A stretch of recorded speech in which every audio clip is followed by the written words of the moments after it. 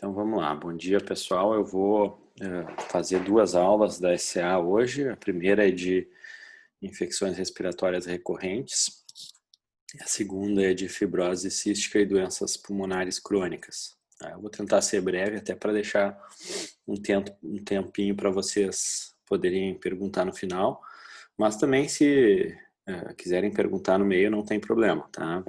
Ajuda às vezes para ter alguma discussão. Bom, essa questão, gente, das infecções respiratórias recorrentes em criança é uma questão, um problema muito frequente. Eu trouxe alguns casos clínicos já no início para mostrar como é uma situação que é relevante e quais são as situações que vocês precisam saber diferenciar. Tá? Eu vou tentar, através de uns exemplos bem práticos, assim, mostrar as principais situações que vocês precisam estar atentos, tá?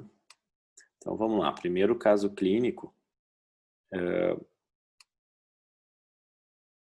é um bebê, um lactente de 10 meses de idade, tá? Que não teve nada de problema de saúde até os 6 meses e que vem na consulta porque tem um histórico de infecções de viária superior, né? Em geral, resfriados, gripes, febres. Teve uma vez otite já diagnosticado. E desde que iniciou, aos 6 meses na escolinha, começou com esses quadros, mas não tem nenhum histórico de internação ou de sibilância. O exame físico está normal. Qual é a conduta recomendada nesse caso? Tá? Já está marcado ali embaixo, né? Esse aqui eu acabei passando, ó. Vocês podem ver que nesse caso não tem indicação de fazer nenhuma intervenção relevante, tá? Porque, gente, essa criança muito provavelmente é uma criança normal que está exposta a fatores de risco para infecções respiratórias frequentes ou recorrentes. Tá? Essa é a situação mais frequente de todas. Depois eu vou mostrar também as frequências de cada uma das causas mais comuns de infecções recorrentes. Tá? O segundo caso é um bebê que tem 18 meses, 1 ano e meio, tá? Foi prematuro e que vem na consulta com o mesmo histórico, infecções recorrentes, mas mais frequentes. Já teve 5 vezes, 2 vezes com otite. Iniciou desde os 2 meses de idade já com infecções recorrentes. Tem uma história já de internação hospitalar por sibilância. Não tem nenhum histórico familiar ou pessoal de asma ou alergias, tá? Qual a conduta nesse caso? Esse é um caso em que as infecções já parecem um pouco mais frequentes do que tu espera para um bebê que não tenha nada, né, de algum problema de base e que começa a ser incômodo para a família, apesar de não ter um diagnóstico de uma imunodeficiência, de alguma outro fator da criança, a não ser fatores de risco, como a prematuridade. Então, nesses casos, existe a possibilidade da gente usar um imunoestimulante, tá? Que o mais recomendado, depois eu vou mostrar os estudos, seria um lisado bacteriano, né? O mais usado hoje é essa medicação, chama OAM85, tá?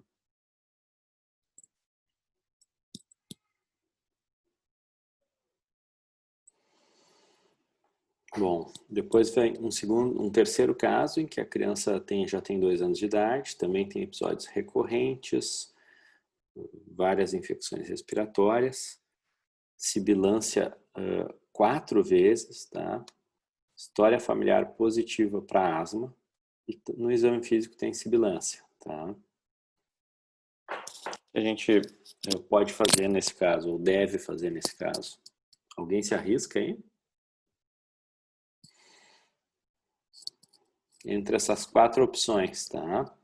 Investigação para imunodeficiência, profilaxia para asma, prescrever um imunoestimulante, um lisado bacteriano, Ou só orientações de prevenção?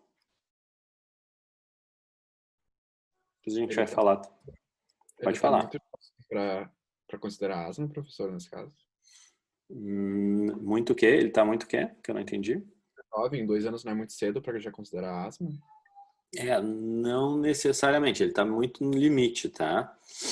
E normalmente a gente usa um termo, né, que é o termo mais usado, que é o lactente sibilante. Tu pode usar esse termo, mas é um lactente sibilante, nesse caso, um lactente sibilante de alto risco para asma, tá? Porque ele tem sibilância frequente, tem história familiar direta em primeiro grau positivo.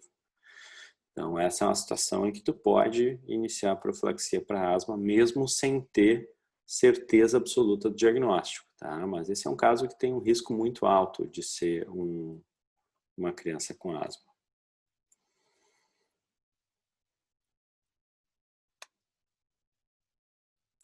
Por fim, o último caso, gente, 3 anos, história também de infecções recorrentes, tem história de internação hospitalar por pneumonia 2 vezes, teve pneumonia com derrame pleural, aquele DP ali, quem não sabe, é pneumonia complicada com derrame pleural, não tem história familiar para asma, ausculta com creptantes em base direita. Qual a conduta recomendada nesse caso? Investigação para imunodeficiência, imunoestimulante ou prevenção, orientações de prevenção, contato, né? São coisas que a gente vai falar depois. Alguém se arrisca aqui?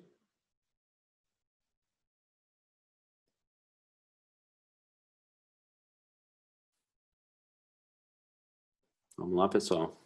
Ninguém? Investigação para imunodeficiência?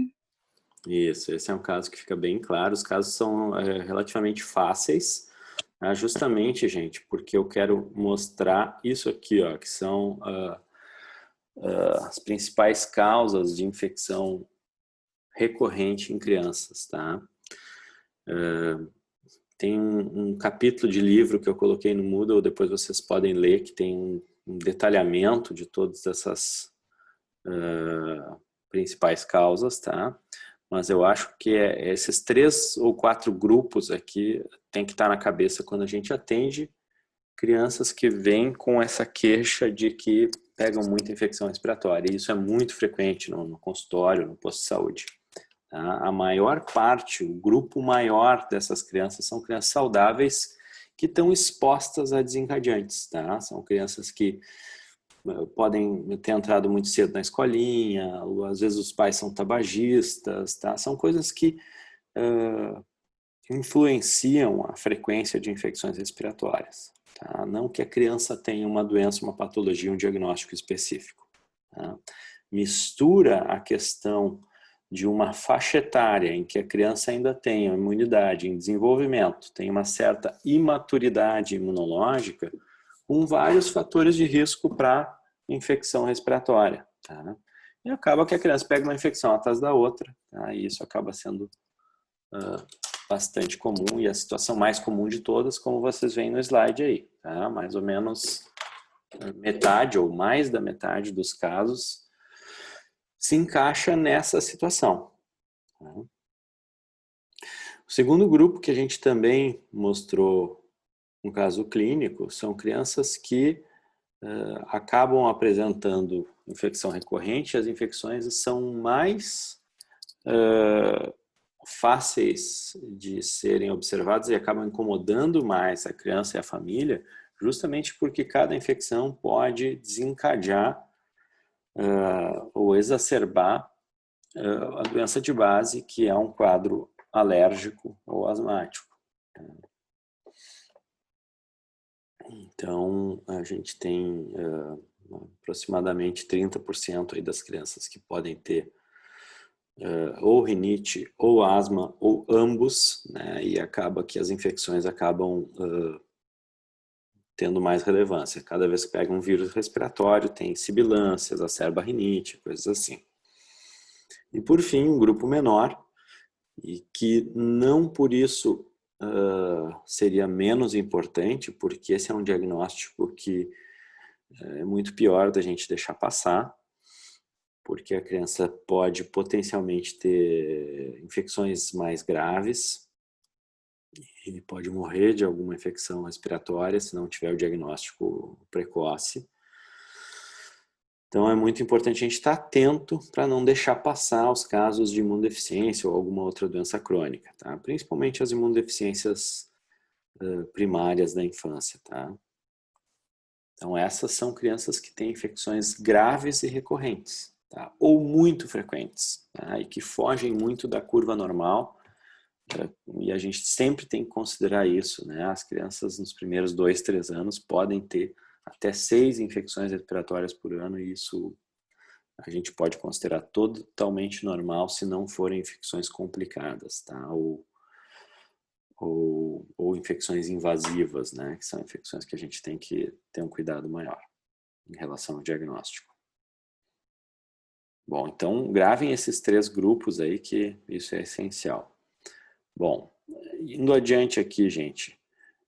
Essa curva aqui talvez também seja uma das coisas mais importantes de vocês terem em mente. Essa é a curva de uma infecção respiratória uma infecção respiratória viral não complicada, tá? Que é um resfriado comum, tá? Causado por diferentes vírus, talvez o mais frequente seja o rinovírus, e essas infecções em geral podem dar febre nos primeiros 2 a 3 dias e tem um quadro de sintomas respiratórios não complicados como tosse, espirros, coriza, que duram em torno de uma semana, 10 dias. Tem uma curva em que os sintomas são mais intensos até o 3º, 4º dia e depois já começam a ceder, tá? Essa curva é muito importante da gente perguntar isso na amnese, né? Que dia começou os sintomas? Já está no 7º dia, já começou a melhorar, ainda tem, mas está melhorando, né? Então tudo isso a gente precisa saber para tentar diferenciar se é uma infecção respiratória viral não complicada. Bom, as crianças têm, em média, 6 episódios de infecções por ano, tá? E as infecções, como a gente mostrou ali, duram em média em torno de uma semana, né? 7, 8 dias. E tem um quadro autolimitado para a grande maioria das infecções respiratórias virais, tá? Algumas delas evoluem com complicações, tá? Isso o risco acaba sendo maior, então, em quem foi prematuro, tá? Ou se o bebê é muito pequeno, né? Principalmente o primeiro ano de vida. Se já tem alguma doença pulmonar associada, e aí também, de novo, pode ser doença pulmonar da prematuridade, ou até doenças alérgicas.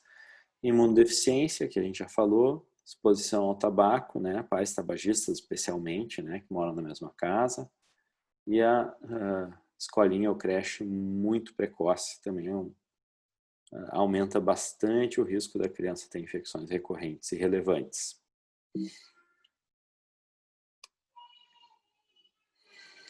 Bom, a questão da sibilância, gente, até vocês já devem ter tido uma aula sobre isso.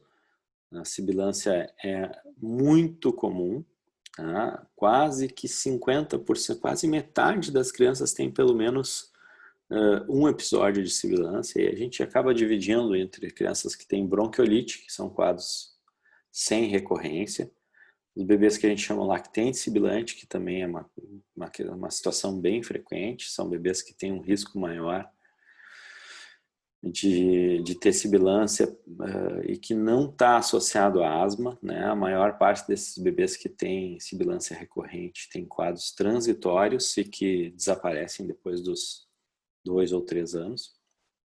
E tem um grupo de crianças com asma também, que pode iniciar muito cedo e que é um pouco menor, mas que a gente tem que estar atento quando tem muitos fatores de risco, tá? Um bebê que tem dermatite atópica, que os pais têm asma, alguma coisa assim. Bom, com relação ao tratamento, gente, a gente tem várias opções, mas, de novo, né, a gente tem que pensar na causa, tá? A gente nunca trata as crianças como simplesmente infecção respiratória recorrente. Então, bebês que foram prematuros e têm uma chance maior de infecção, especialmente pelo vírus sincicial respiratório, que é o vírus que mais causa infecções graves em bebês pequenos, mais ainda em prematuros, podem ter indicação de receber o anticorpo monoclonal para VSR, que é o palivizumab. É uma medicação indicada para prematuros extremos, especialmente abaixo de 29 semanas, como uma medicação preventiva. Tá? Ela funciona como se fosse uma vacina, mas ela é um pouco diferente da maior parte das vacinas. Ela é uma imunização passiva. Ao invés de tu dar um antígeno para a criança produzir anticorpos, tu dá os anticorpos. E esses anticorpos vão ser consumidos rapidamente em um mês, então precisa fazer doses mensais dessa medicação injetável durante o período de alta incidência do vírus sincicial respiratório, que em geral é no inverno. Tá? Então a gente faz uma dose mensal no período que vai ali de abril até agosto, setembro, mais ou menos. Tá? A gente está tendo, vocês sabem, né, um inverno completamente atípico, né, pela situação do distanciamento social, que praticamente eliminou a maior parte da circulação dos vírus que, em geral, transmitem e circulam no inverno aqui no sul do Brasil. E os mais importantes são o vírus sincicial respiratório, o VSR, então, e a influenza, né? Os dois têm tido pouquíssimos casos. A gente sabe de estudos aí que estão monitorando isso, tem quase 0 casos, justamente pela questão do distanciamento. Emergências pediátricas vazias ou quase vazias, muito por causa disso, né? Professor, eu acho que tem uma colega tentando entrar na sala. Deixa eu abrir aqui o...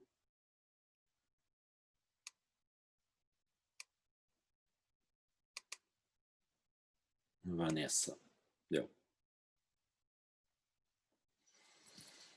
Bom, por fim, gente, além dessa questão da contato e fatores de risco, tem a questão que a gente já comentou, então, das crianças que têm atopia, asma, e que a gente pode usar, então, o corticoide inalatório nos casos mais intensos, né, como aparece ali. O montelukast é outra opção, né, que não é a primeira opção, mas que pode ser usado em crianças. E, por fim, aquelas crianças que não têm uma doença de base, mas que acabam tendo muita infecção respiratória justamente pelas características de exposição ou alguma característica pessoal que aumente o risco, você pode usar o AM85 como imunoestimulante. Então, essas são as opções de tratamento. Tá? E aqui só para vocês saberem, né, as medicações que foram testadas para tratamento de asma em crianças, né, tanto corticoide inalatório, beclometasona, no caso, que é uma das opções, como montelukast, são eficientes, são superiores ao uso do placebo. Em geral, o corticoide inalatório ainda é superior ao montelukast.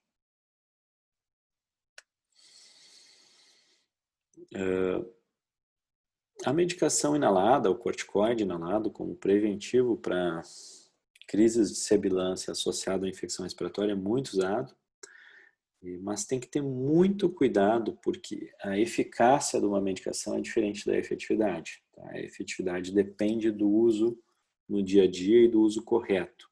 Isso não é muito fácil de usar, então vocês vão ter isso em diferentes oportunidades. Ouvi a gente falar de inaloterapia, tá? Isso é mais importante para crianças pequenas. Tá? Então, a criança sempre que usa spray, por exemplo, que é a forma mais comum de usar corticoide inalado em criança pequena, tem que usar com o espaçador e o espaçador precisa estar bem vedado no rosto da criança. Isso é essencial para o tratamento, para o sucesso do tratamento. Tá? Existe uma questão bem importante com relação à aderência, né? Esse é um estudo britânico que mostra, até em adultos, a aderência ao corticoide inalatório às vezes é baixa, né? Existem muitos mitos, né, de que a bombinha vicia, pode fazer mal. Então, isso também é importante o médico saber abordar desde cedo, né, quando vai prescrever esse tipo de medicação, especialmente em criança. Então, gente, infecção respiratória associada à alergia respiratória, ou asma, né? Tratamento ideal aí depende do fenótipo. Tu tem que avaliar se a criança, além de sibilância, tem risco para asma. E aí as medicações mais eficazes são corticoide anatório e o montelukast, que é um antileucotrieno. Tá? O antileucotrieno é por via oral, é um comprimidinho dispersível, enquanto que o corticoide, que é a primeira escolha, é uma medicação inalada, em geral é mais eficaz, desde que tu tenha cuidado de orientar bem a questão da inaloterapia. O lisado bacteriano, que é o OM85, que o nome comercial só tem um, eu acho, em Porto Alegre, no Brasil, que chama Broncovaxon. É uma medicação que contém um lisado de diferentes bactérias que colonizam a via aérea para estimular, então, a imunidade.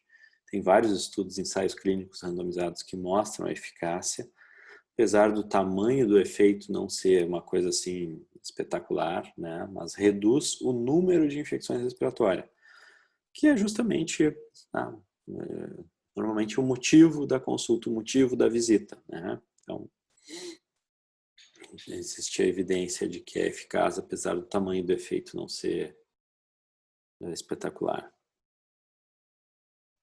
Que são dados de diferentes estudos, né? Uma redução de aproximadamente 30%. Esse estudo é interessante, que mostra que a redução é maior quanto maior for o número de infecções prévias que a criança teve. Não adianta tu dar um lisado bacteriano para uma criança que tem 2 ou 3 infecções por ano. A criança não vai se beneficiar muito. Aquela que vem porque está tendo 8, 10 infecções e que não tem clínica sugestiva de imunodeficiência, essa é a criança que pode se beneficiar dessa intervenção.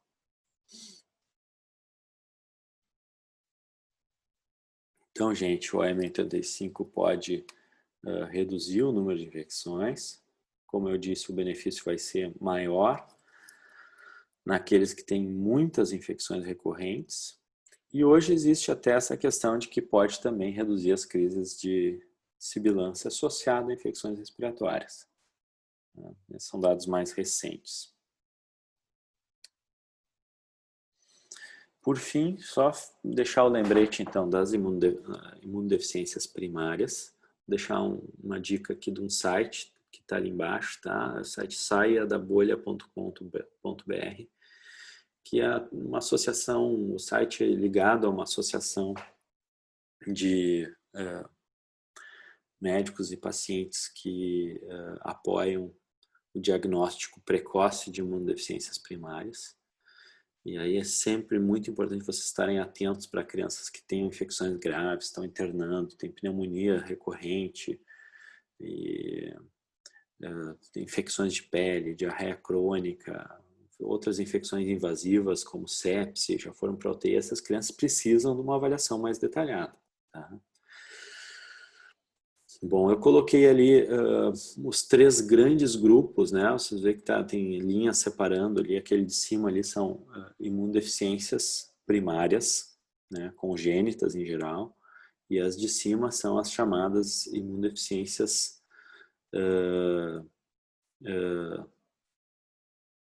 humorais, tá? Que é onde existe uma deficiência de anticorpos congênita, tá? Então pode ser específica, a deficiência de IgA, por exemplo, ou pode ser de várias imunoglobulinas, como a hipogamaglobulinemia, que é mais grave, né? Vão faltar todas as imunoglobulinas. E tem outros tipos, a deficiência comum variável, que também costuma ser um pouco mais leve, mas todas essas são deficiências humorais, que afetam a produção de anticorpos. Tá? Depois tem, por exemplo, a doença granulomatosa crônica, que é uma imunodeficiência celular, que é um outro tipo de... afeta uma outra parte da resposta imune, até o tipo de infecções em geral acaba sendo um pouco diferente.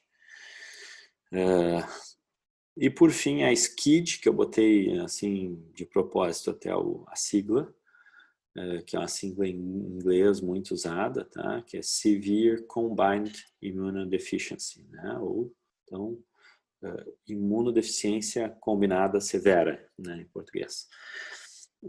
Que essa é muito grave, desde cedo a criança apresenta. Essa eu botei separado porque ela é uma imunodeficiência mista, que compromete a imunidade celular e humoral, tá? E por isso que ela é tão grave. Risco de morte muito precoce se não for diagnosticado. Então a gente precisa investigar essas crianças precocemente, tá? Claro que não vai investigar de novo, não vai investigar todo mundo que tem infecção respiratória, porque é impossível, isso é muito incidente, tá? Mas a gente tem que separar um pouco esse grupo que tem infecções mais graves e frequentes para fazer um diagnóstico correto e precoce. Certo, gente? Vou passar para a segunda aula. Deixa eu tirar aqui o compartilhamento. Professor, Oi, pode perguntar. posso tirar uma dúvida só rapidinho contigo? Claro. Na parte ali de sibilância, eu fiquei confuso, assim, eu me imaginei na frente de uma criança e aí eu vejo ela iniciando sibilo, tudo e tal, e eu fico pensando todas essas síndromes que tem, a bronquiolite, a própria asma e daqui a pouco essa infecção. Como é que eu faço um diagnóstico diferencial, assim, só com pouco material, né, com pouca clínica? Uhum. Nesse caso, o diagnóstico inicial é principalmente pelo histórico, tá? A criança pode ter só infecção respiratória, acometendo principalmente via aérea superior, tá? Que é o que aí tem várias classificações também, então otite, amidalite, faringite, laringite, né? São as infecções da via aérea superior sem sibilância, tá? Quando tem sibilância, aí tem 3 síndromes clínicas que tu tem que saber diferenciar, mas a diferenciação é principalmente pelo histórico, tá? Então vamos lá, bronquiolite, lactente sibilante e asma. Tá? Então rapidamente, a bronquiolite é o primeiro episódio de sibilância em crianças pequenas, principalmente no primeiro ano de vida, podendo chegar até 2 anos, mas é muito mais frequente no primeiro ano de vida, mais frequente ainda no primeiro semestre, tá? A média das crianças com bronquiolite acontece por volta dos 3 meses de idade. Tá? Então, a criança nessa idade, tu não fala em asma, tá? A bronquiolite é causada por diferentes vírus, apesar do vírus social respiratório ser o mais comum.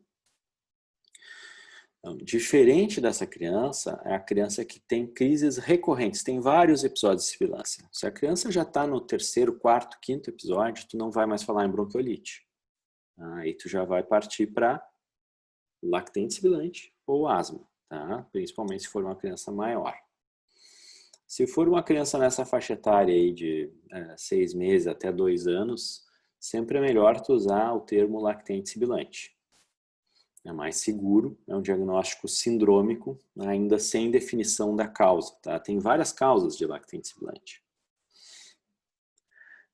Mas no momento que tiver recorrência, tu tem que usar esse termo, até porque a investigação do lactente sibilante, em termos de etiologia, ela deve ser um pouco mais detalhada, né, do que a criança que tem só uma bronquiolite e que nunca mais tem nada.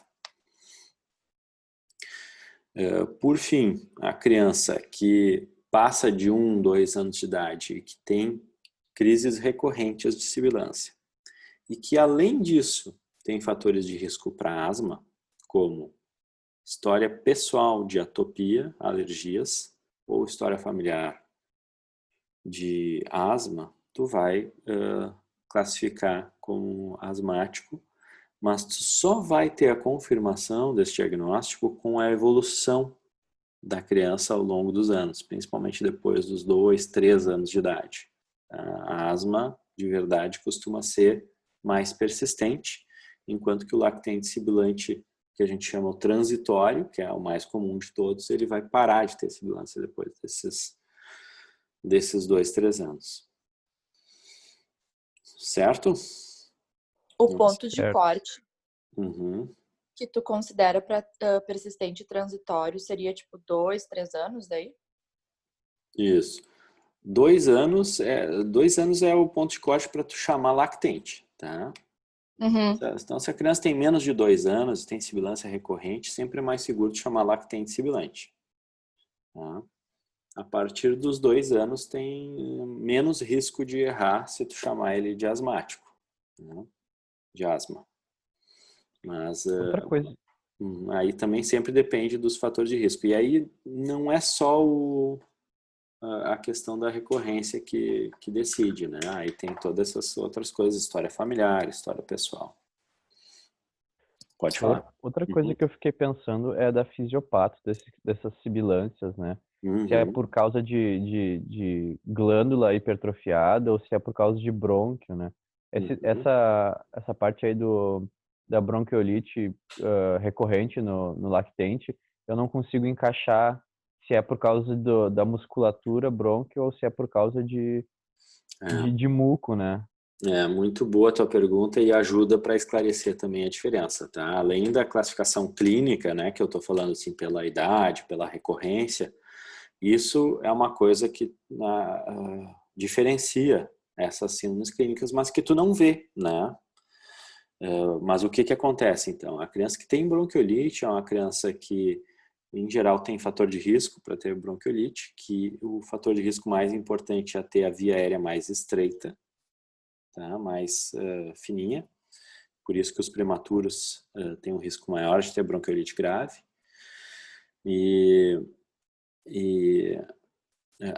Os lactentes sibilantes acontece a mesma coisa, né?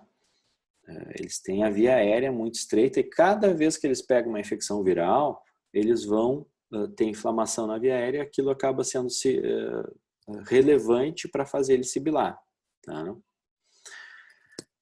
Depois de 2, 3 anos que o pulmão cresce, a via aérea cresce, aquela diferença que ele tinha dos outros deixa de ser relevante, né? Porque o pulmão né, e a via aérea cresceram e ele acaba parando de ter sibilância recorrente. Tá? Por isso que a maior parte dos lactentes sibilantes tem sibilância transitória nos primeiros 2, 3 anos.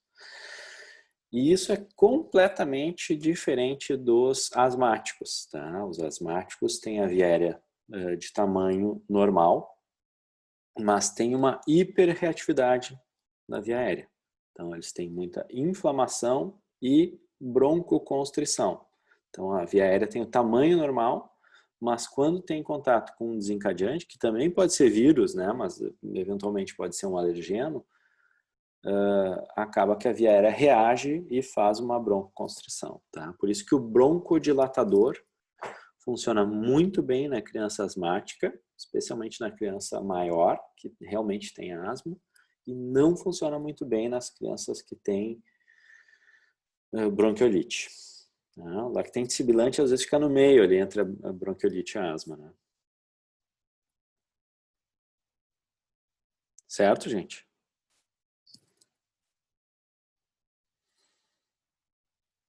Alguma outra pergunta? Não?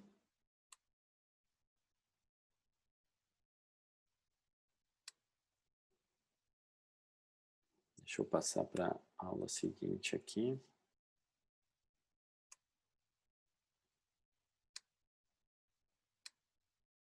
Bom, eu vou falar primeiro de doença pulmonar crônica, que tem um grupo de doenças. Antes de entrar na fibrose cística, vou falar um pouquinho mais rápido dessas patologias, tá? Deixa eu só abrir aqui.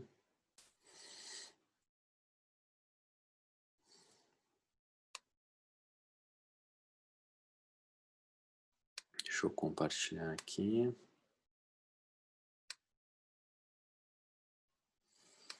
Bom, vamos lá, gente. Então, vocês vão ver que existe um grupo bem diferente de doenças crônicas pulmonares da infância, que essas são bem um pouco mais raras, né? Eu vou passar mais rápido, mas é importante vocês terem ideia, né, de que isso existe. Então, começando um caso clínico aqui, uma criança de 8 anos, que tem história já de sibilância recorrente grave, né? Vocês veem ali embaixo, ela teve 7 internações, 2 vezes ficou em UTI.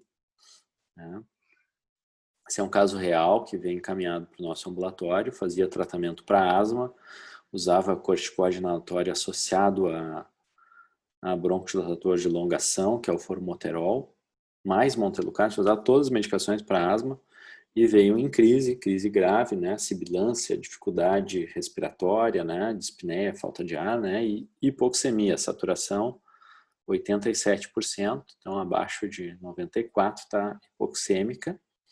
Esse era o raio-x, que não é muito específico, né, tem um infiltrado, pode ser sugestivo de uma infecção respiratória viral.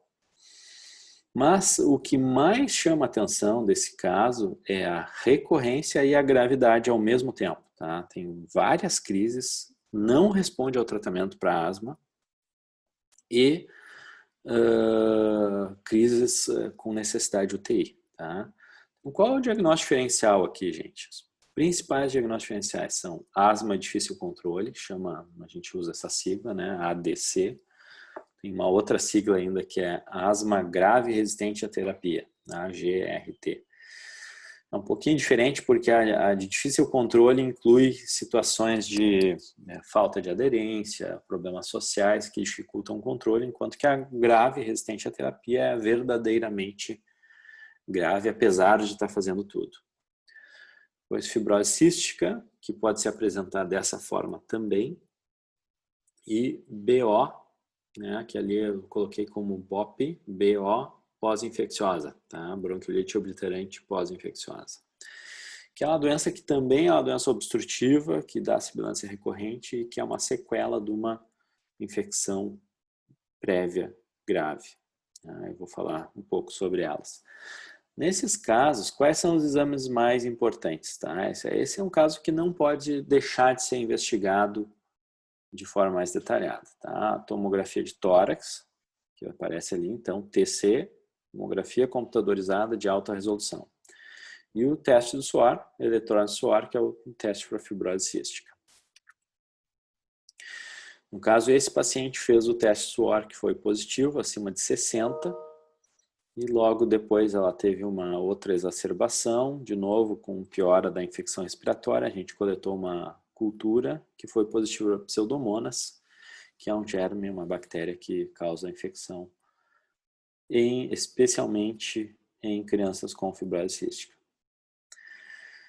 Então, só para mostrar como é importante pensar no diagnóstico diferencial nesses casos graves, gente. Porque cada uma dessas doenças tem tratamentos que são diferentes. Então, depois que passa os primeiros 2 anos, que às vezes está muito difícil de fazer o diagnóstico, a gente não chama mais a criança de sibilância, ou a gente tem que ter um diagnóstico etiológico adequado. Né? Nem que a gente precise fazer os exames mais invasivos, né? Tomografia, broncoscopia, mas isso é bem importante. A tomografia esclarece muito na maior parte dos casos. Bom, então eu vou falar de 2 ou 3 situações mais frequentes. Tá? A displasia broncopulmonar, eu não falei ainda. Essa é uma sequela pulmonar muito associada à prematuridade. Tá? Lactentes que nascem com muito baixo peso, né? Abaixo de 1.000, 1.500, né? Tem um risco maior. Muitos deles ficam em ventilação mecânica no período neonatal, na UTI neonatal.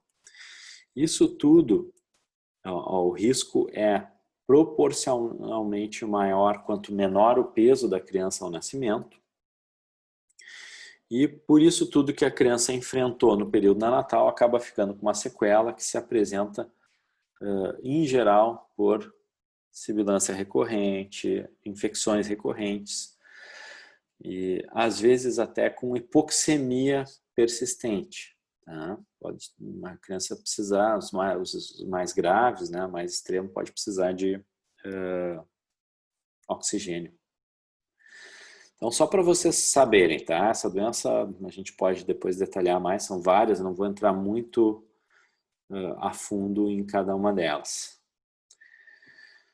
Segunda situação são as bronquiectasias. E aí, normalmente a gente usa bronquiectasias não fibrose cística, porque a fibrose cística também dá bronquiectasias e é a principal causa de bronquiectasias. Mas muitas crianças têm bronquiectasias que não são associadas à fibrose cística, por isso que se usa esse termo.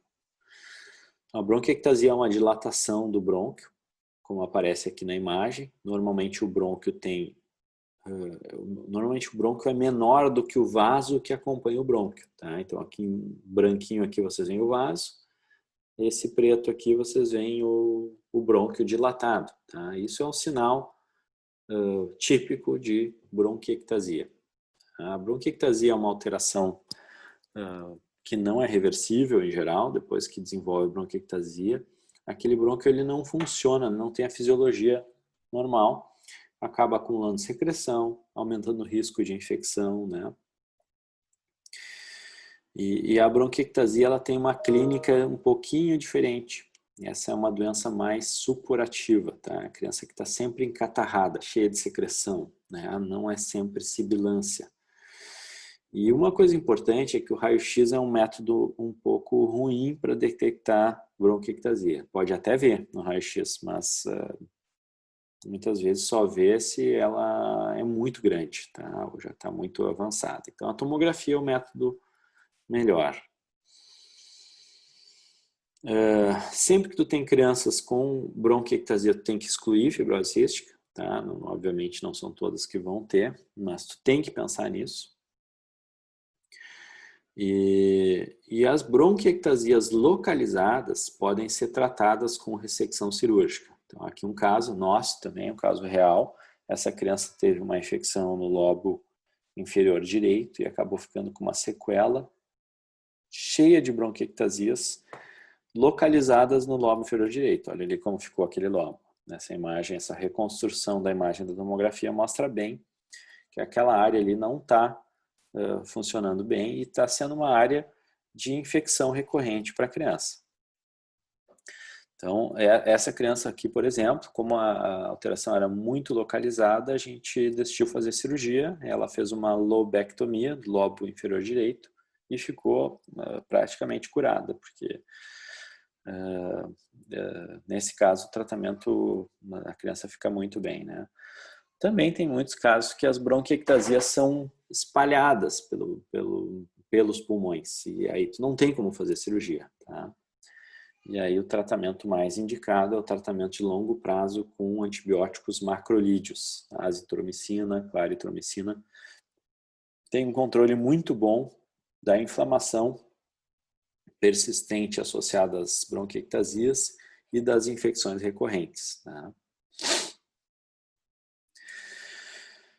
Por fim, a bronquiolite obliterante, que é uma doença também, é uma sequela de uma infecção grave prévia, né? O histórico mais frequente é um bebê que não tinha nada e que acabou tendo, por exemplo, uma bronquiolite aguda viral por vírus essencial respiratório ou por adenovírus, que é outra causa importante de BO.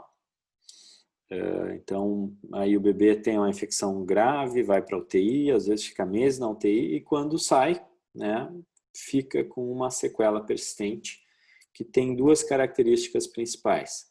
As bronquiectasias, que eu já falei, né, e uma doença obstrutiva fixa da via aérea, né? Então, de novo, diferente da asma, essa criança faz uma fibrose na via aérea, não é uma doença reversível como a gente vê na asma. Faz uma fibrose e fica uma redução do brônquio que causa essa alteração na tomografia, porque essa fibrose e obstrução ela não é igual em todos os brônquios. Então, tem áreas mais obstruídas em que o ar fica preso ao saponado e que aparece na tomografia como essas áreas mais pretas, tá? Então, isso a gente chama de áreas de alçaponamento aéreo. Então, essas áreas de alçaponamento aéreo que aparecem na imagem aqui à direita, tá? Que são essas imagens mais pretas e algumas mais brancas, associadas às bronquiectasias que aparecem aqui à esquerda, são típicas de bronquiolite obliterante pós-infecciosa. Tá? Esse é um diagnóstico que normalmente se faz pela tomografia de tórax de alta resolução. Bom, uma característica diferente dessas doenças pulmonares crônicas é que o BO e a displasia broncopulmonar não são doenças progressivas a longo prazo. A criança teve uma sequela de uma infecção grave no BO, ou associada à prematuridade, no caso da displasia, mas a longo prazo ela tende a ir melhorando um pouco, né? Ela sempre vai ter algum grau de sequela, mas, de novo, não é uma doença progressiva. E isso difere da fibrose cística, que a gente vai falar agora, que é uma doença que, ao longo do tempo, a criança vai perdendo função pulmonar. Então, aí o diagnóstico precoce é mais importante para a gente ter as intervenções de prevenção de progressão da doença, né? Eu tenho uma apresentação separada.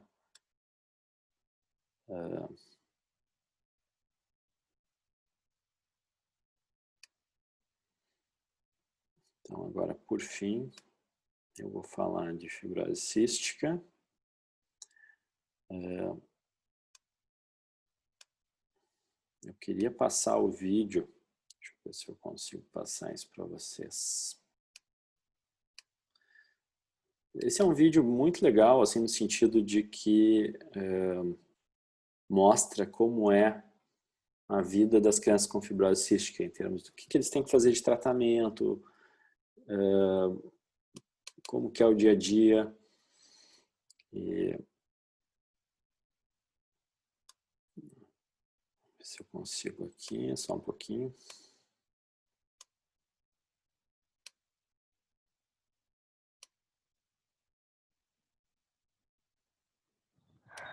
Estão vendo o vídeo que eu parei agora? Sim, prof. Estão ouvindo também o som? Sim. Tá, eu vou passar o vídeo, ele tem 5 minutinhos, tá? E aí depois a gente segue a aula, então.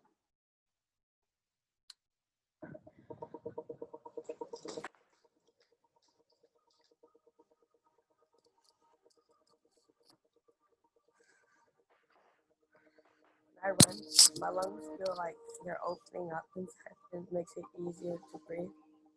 I feel free. She has had so many things go wrong with her health-wise, and she's just come through it just so amazingly. When I recognized that I had cystic fibrosis, I was on the playground in 3rd grade, and I started coughing, and I thought to myself, oh, this is what cystic fibrosis is. This is why I go to the hospital for checkups every few months. But it was just the one time where I realized this is what CF is, and it wasn't going away.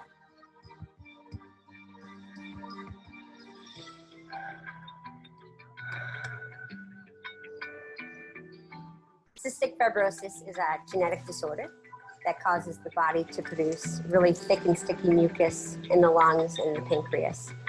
So it leads to chronic lung infection and then loss of lung function. My name is Stephanie Dosick, and I'm the mother of 2 children with cystic fibrosis. Keith is a freshman in high school. When he was diagnosed, they told us his life expectancy was about 18.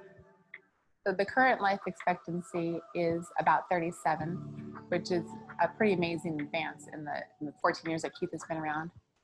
When I first started running, I wasn't all that good at it, but when I got better and better, my lungs got better and better. I can run a 6-minute mile. I feel good. Not a lot of people can run a 6-minute mile. It's never easy to hear that your child's life expectancy is limited. It just amazes me how strong he is. He doesn't linger on it. He just moves forward and does what he needs to do to keep himself healthy.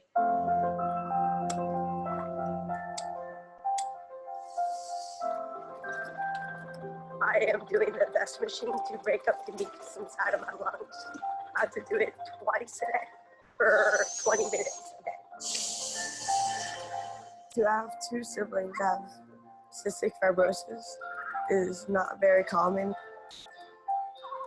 My little sister really looks up to me because when she sees me doing the treatment, she wants to do hers too because she wants to follow my footsteps. My name is Kennedy, and I'm 7 years old. When she was 3.5, she had part of her lung removed.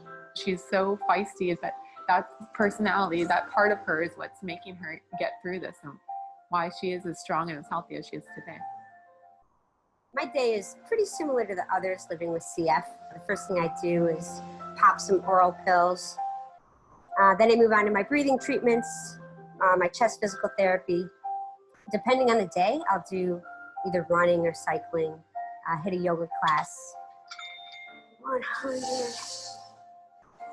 Take my pills throughout the day, end the day with some more breathing treatments, and then I do it all the next day.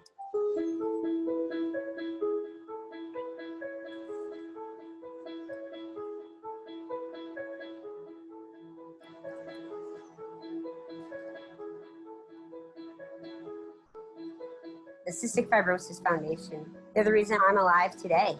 They're the ones driving and funding research. This research is changing our lives. When I started Kaleido, within 4 days, I stopped and took a deep breath in, and I wasn't coughing, and I could actually breathe. I kind of opened my eyes to a future. I mean, I've never let anything stop me in the past. Now I'm thinking, oh man, I'm gonna be old, and I'm gonna have gray hair. And that's what I talk about all the time. My dream is for patients to be adults and grandparents and great-grandparents and have gray hair. And I know that is a fact now. It's gonna happen. I know other patients with CF are gonna have more endless opportunities because of this drug.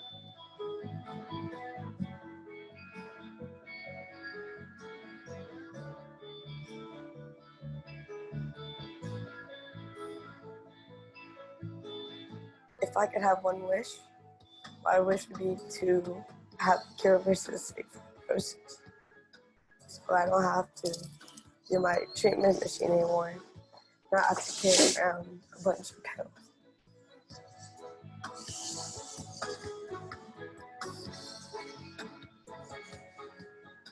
Keith and Kennedy are just truly an inspiration in every way. The way that they approach cystic fibrosis, the way that they approach life. As hard as it is to be raising 2 kids with cystic fibrosis, Keith and Kennedy are definitely a gift. I think everyone should be excited about Kaleido. I mean, we know that it works, and we know what it does. It treats the underlying cause of cystic fibrosis. It's opening the doors for other drugs that will treat the other mutations for everyone else with cystic fibrosis. So we're there, and we're on target. We know how to do this. So just remain hopeful and excited because we're close.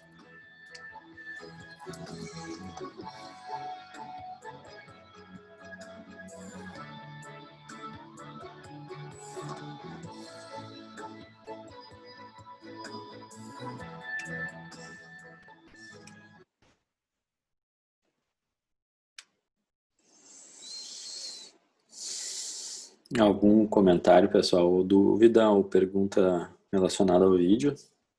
Senão eu passo para a última apresentação. Professor, eu só não entendi ali que falhou o vídeo na hora. Qual é a expectativa de vida deles? Então, hoje é aproximadamente 40 anos em média.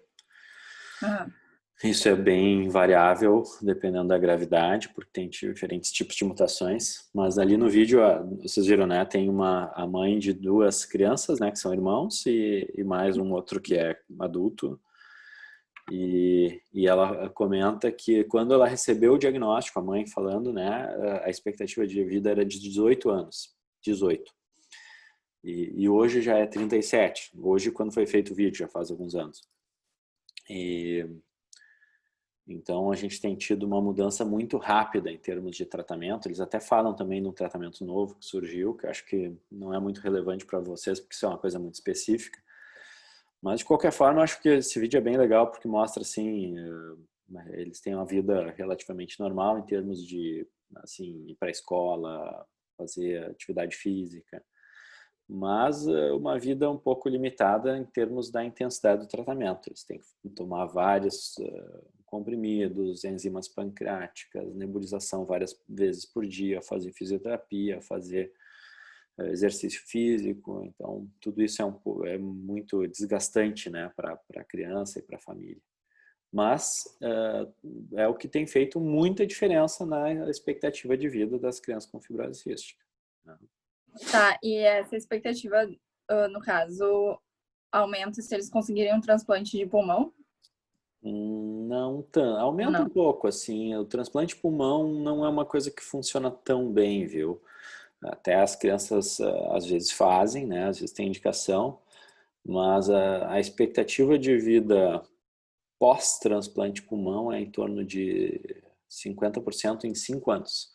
Não é muito grande comparada com outros transplantes. Tá? O transplante de pulmão tem várias possíveis complicações do transplante. Tá?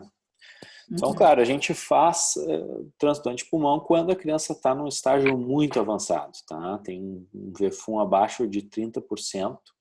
E aí a expectativa de vida é de meses, né? Nesses casos vale a pena fazer o transplante.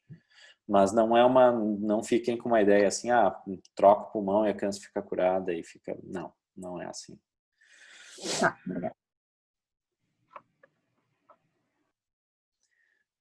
Bom, gente, então a última apresentação eu vou falar um pouco mais do diagnóstico de fibrose cística, tá? Que eu acho que é mais importante para vocês.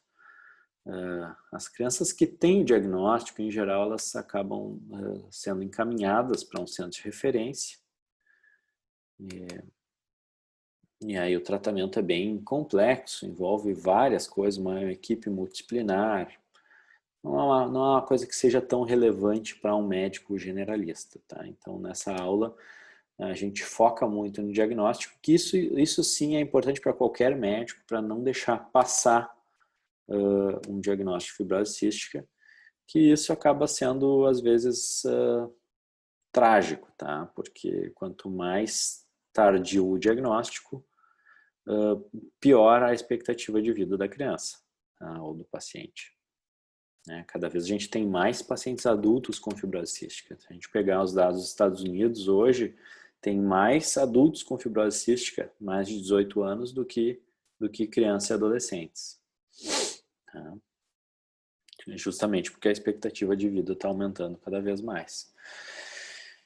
Um outro problema que a gente tem é que a gente, considerando a frequência de mutações que a gente tem visto após a implantação da triagem neonatal, né, a inclusão da fibrose cística no teste do pezinho do recém-nascido, a gente sabe qual é a prevalência da doença no Brasil e a gente tem como estimar o número de pacientes que deveriam ter sido diagnosticados no Brasil, que é em torno de 12 mil, mais ou menos.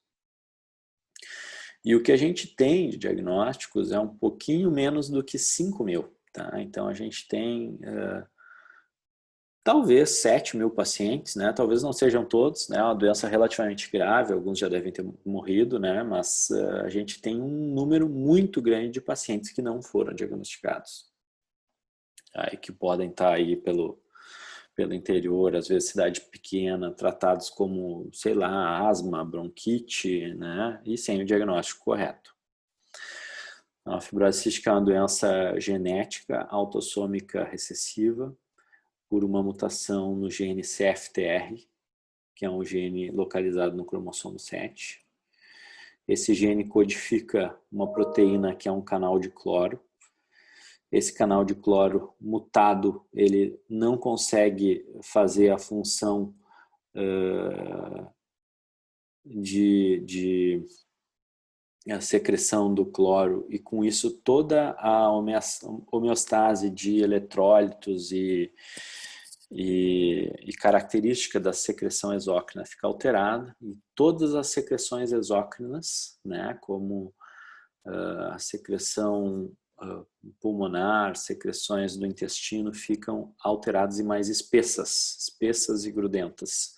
E isso facilita a obstrução desses canais, tá? Via aérea, intestino, ductos pancreáticos, ductos hepáticos, né?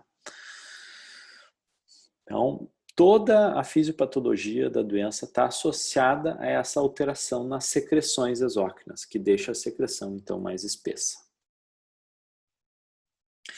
Bom, secundário a isso aí, a gente tem uma doença multissistêmica que afeta a via aérea superior, né, causa sinusite crônica, altera o suor, que fica mais salgado, altera o pulmão, né, a via aérea principalmente, que é a principal manifestação, então causando tosse crônica, sibilância persistente ou recorrente.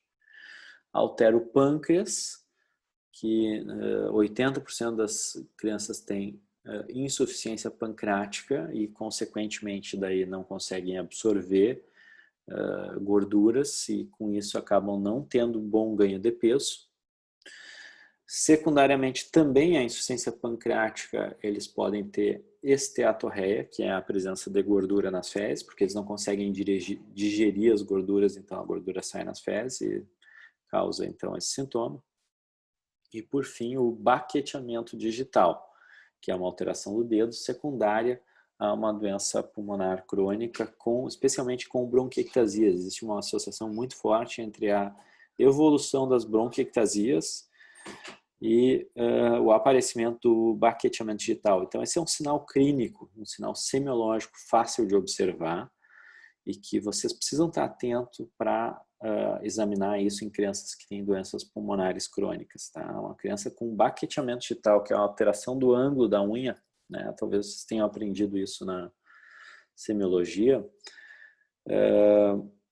não é uma criança asmática a princípio. Tá? A asma não causa baqueteamento digital. Então, lembrem disso. Bom, manifestações clínicas. A primeira manifestação clínica, e é uma manifestação bem importante, é o ilho meconial. Nem todas as crianças têm ilho meconial, mas os que têm ilho meconial têm que ser investigados para fibrose cística. Tá? O ilho meconial é uma obstrução intestinal do recém-nascido. Você sabe, então, o mecônio, que são o conteúdo intestinal do feto e do recém-nascido. Assim como todas as secreções exócrinas, vai estar muito espesso, grudento e pode causar uma obstrução no intestino do recém-nascido. Então, pode precisar de cirurgia muito precocemente, né? E 80% das crianças que têm ilho meconial têm fibrose cística. Existe uma associação, isso é muito importante, é uma informação, um detalhe, gente, que vocês devem lembrar para sempre, se conseguirem, que é o ilho meconial está associado a um resultado falso negativo no teste do pezinho. Tá? Então, se um bebê tiver ilho meconial, ele tem que ser investigado para fibrose cística, independente do resultado do teste do pezinho. Tá? Estou falando isso porque a gente já viu vários casos. O teste do pezinho foi normal, então não precisa... foi negativo, então não precisa investigar. Não. Tá? O teste do pezinho não interessa mais se a criança tiver ilho meconial.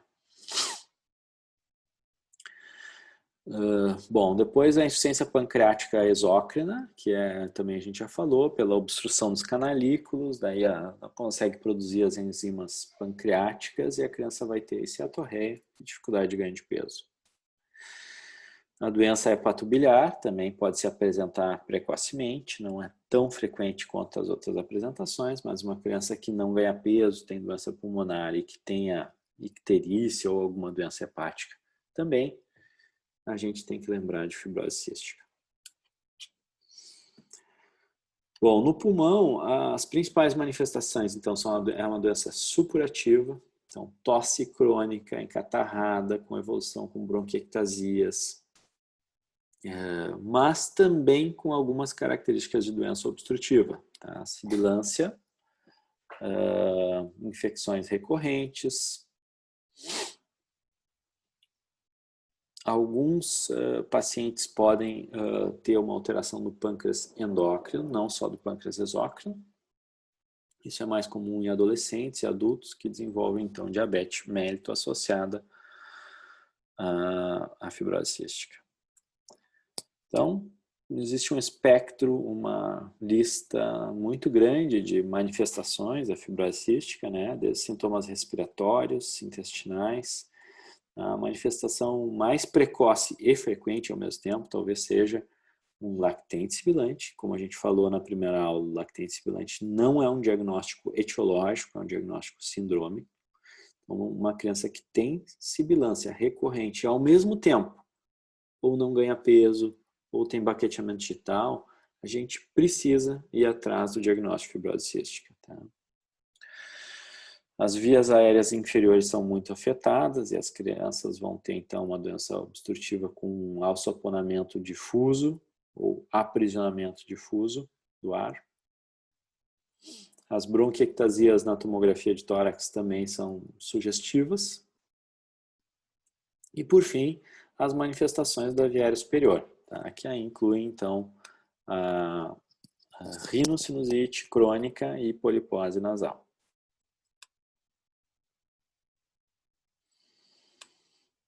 Como que a gente faz o diagnóstico? Tá? Tem a triagem neonatal, o teste de pezinho, que hoje ajuda bastante para o diagnóstico. Tá? A maior parte das crianças que fazem diagnóstico de fibrose cística hoje fazem o diagnóstico a partir do teste de pezinho.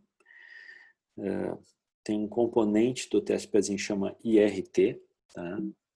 Que é a tripsina imunoreativa, tá? Ou em inglês, Immunoreactive Trypsin, que é uma enzima pancreática que fica elevada na maior parte das crianças com fibrose cística. O grande problema desse método do teste de triagem é que ele tem uma quantidade muito grande de falsos positivos. Então, toda criança que tiver 2 amostras positivas para IRT, como está no esquema aqui, devem fazer o teste diagnóstico, que é o teste de eletrólitos no suor. Tá? A maior parte das crianças que tem 2 IRTs alterados não vai ter fibrose cística, tá? Mas precisa ser investigado. Né? Por isso que ele é um teste de screening, ele não é um teste diagnóstico. A gente não deve falar que a criança que foi positiva no teste do pezinho deve ter fibrose cística, não é verdade. O teste do suor é um teste relativamente simples, ele tem boa acurácia, mas ele é muito dependente da técnica, de quem faz. É um teste muito artesanal e esse tem sido o principal problema. Ele precisa ser muito bem padronizado para ele estar funcionando bem. Essa é a forma de coleta, né? Esse é até um método mais moderno, que tem esse equipamento que parece um reloginho, que consegue coletar o suor do bebê. A coleta em recém-nascido ela é bem difícil, né? Em lactentes maiores, depois dos 3 meses, já é mais fácil para coletar uma amostra assim, que seja suficiente para fazer o teste. E depois os testes genéticos, né? Aí tem vários tipos também, tem pesquisas de mutações específicas, tem um outro teste genético que é o sequenciamento completo do gene, que é o melhor de todos, que é um exame muito bom e é um exame caro ainda, né? Apesar de já ser muito mais barato do que foi no passado. Mas é um exame que, sendo positivo, tendo a identificação de 2 mutações, ele confirma a doença, né? É um exame muito bom. Bom, em termos de tratamento, acho que o mais importante de vocês saberem, né? Hoje já existem diretrizes, consensos para manejo da fibrose cística, mas existe o chamado tripé do tratamento, que é a reposição das enzimas e a alimentação, a orientação alimentar. Eles precisam receber uma dieta hipercalórica e hiperproteica. O segundo pilar, que é o controle das infecções respiratórias. Então, eles usam bastante antibiótico, tem que usar antibiótico específico para as bactérias que eles são colonizados. E a fisioterapia respiratória. Então, esse é o tratamento tradicional que, sendo bem feito, já muda muito a história natural da doença, né? E que depende da aderência das famílias, né? Por isso que requer um um acompanhamento, um segmento multidisciplinar, tá? E é o que a gente tem aqui no nosso ambulatório, então, um ambulatório multidisciplinar com equipe de gastro, nutrição, pneumo e fisioterapeutas, tá? Para avaliar o paciente que vem à consulta em geral a cada 3 meses, mais ou menos. Pode precisar de outras especialidades, né, como otorrino, psico, endócrino, aí depende um pouco das outras complicações que podem surgir. Mas é muito importante que o tratamento seja feito num centro de tratamento multidisciplinar. Tá? Isso aumenta muito a chance de sucesso. Não é uma doença que, eu fiz o diagnóstico, vou ficar acompanhando aqui no meu consultório. Não, precisa uma equipe especializada. Tá? Isso tudo tem feito a sobrevida mudar bastante, né? Uma das medidas que requer um centro de mais alta complexidade é a coleta de culturas de secreção da via aérea periodicamente. Eles coletam um swab de orofaringe ou um escarro a cada 3 meses. Eles têm colonizações por algumas bactérias que são específicas da fibrose cística, como pseudomonas, Burkholderia cepacia e até o Staphylo aureus, que não é tão específico, mas é mais frequente, né, ainda na fibrose do que em pessoas que não têm fibrose. A gente tem que ter um cuidado especial com relação à chamada infecção cruzada, né? A gente, no nosso ambulatório, separa os pacientes que vêm no dia que a gente chama ambulatório verde, o azul e o vermelho, dependendo do tipo de bactérias que eles são colonizados.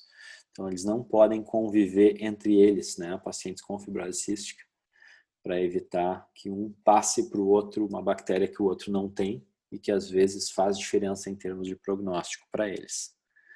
Tem um filme que eu até coloquei ali também, tem um trailer que está no Moodle para vocês podem consultar, chama A 5 Passos de Você, que é justamente o drama de 2 adolescentes com fibrose cística que se conhecem no hospital e acabam se apaixonando, mas aí um deles tem colonização por uma bactéria que é diferente do outro e eles não podem conviver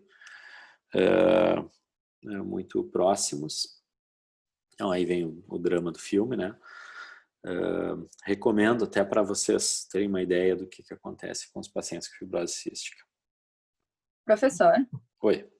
e no caso do filme ali que tu mostrou, que são 2 irmãos, como é que faz? Aí não tem jeito. Eles acabam convivendo e tendo infecções cruzadas, né? Mas é aquela questão daí de risco-benefício, né? Realmente tu não tem como separar os 2 pacientes. Boa pergunta. Uhum. E eles têm um prognóstico pior daí, no caso? Não necessariamente, porque depende disso e depende de muitas outras coisas, né? A questão de aderência ao tratamento ali de fisioterapia, as nebulizações que eles fazem associadas à fisioterapia fazem muita diferença. E agora tem vários tratamentos novos que estão surgindo que conseguem fazer uma correção do defeito básico lá no canal de cloro, tá? É um tratamento muito caro e depende do tipo de mutação que a criança tem, mas que muda completamente o prognóstico, né? Porque são os primeiros tratamentos que têm conseguido corrigir o defeito básico da fibrose cística, né? E o nosso grande objetivo é esse, né? Os pacientes, em geral, a partir da adolescência, eles começam a ter perda de função pulmonar até chegar no ponto ali que chega a função pulmonar abaixo de 30, 40, em que eles acabam precisando de transplante e isso acaba afetando muito a expectativa de vida deles. Então, quanto mais a gente conseguir retardar essa perda de função pulmonar, maior sucesso do tratamento, né?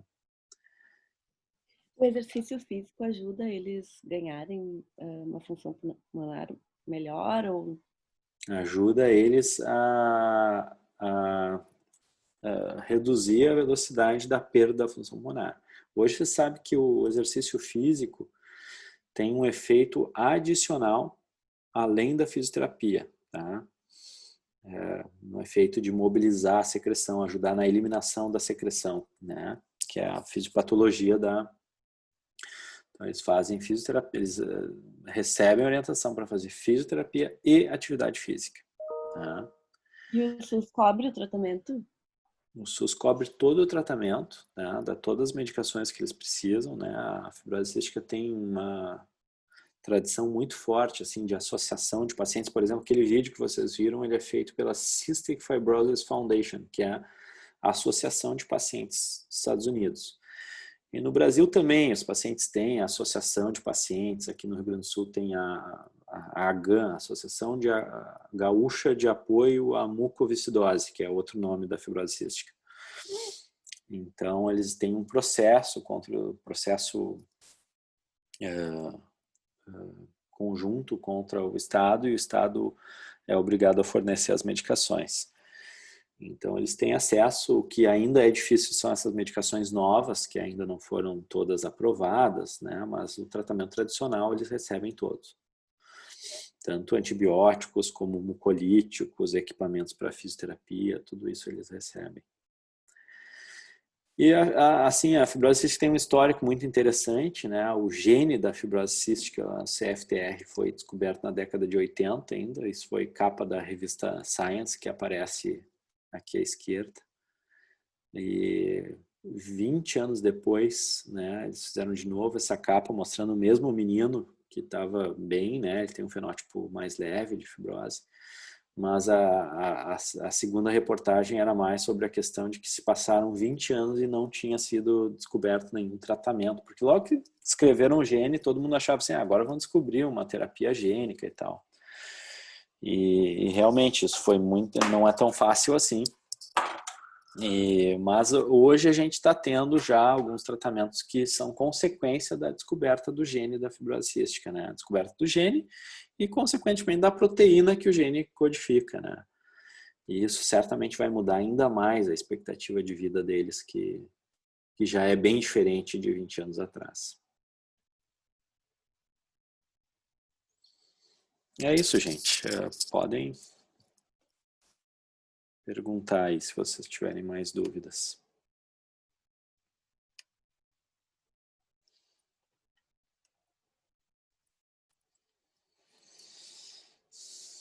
Alguma pergunta? Querem escrever no chat? Querem fazer ao vivo? Senão o nosso tempo está quase terminando também.